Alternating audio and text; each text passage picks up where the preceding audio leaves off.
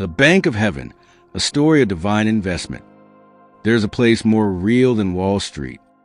A place where the currency isn't dollars or euros, but wisdom, faith, and generosity.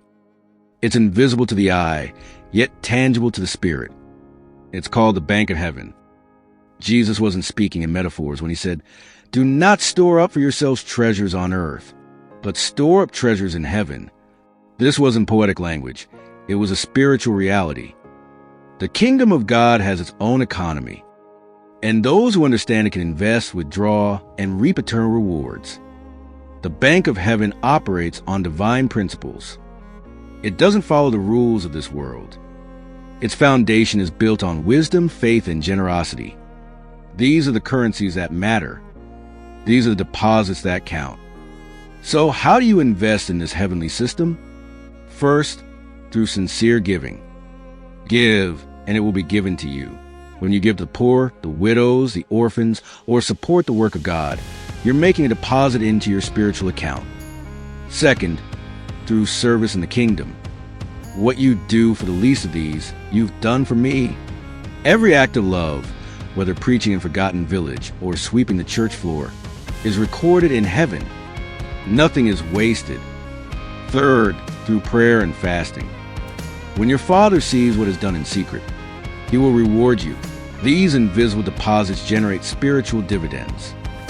They move heaven. They shift atmospheres.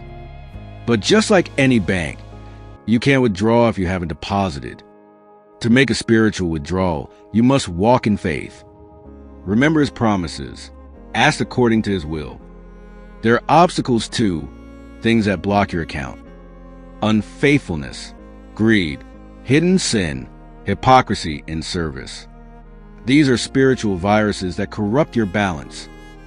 Yet the Bank of Heaven never sleeps. It works 24/7, and its rewards are unlike anything on earth. Peace that surpasses understanding.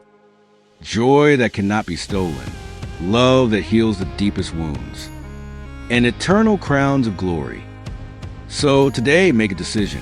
Connect to the divine economy. Sow with faith. Serve with zeal. Pray with fire.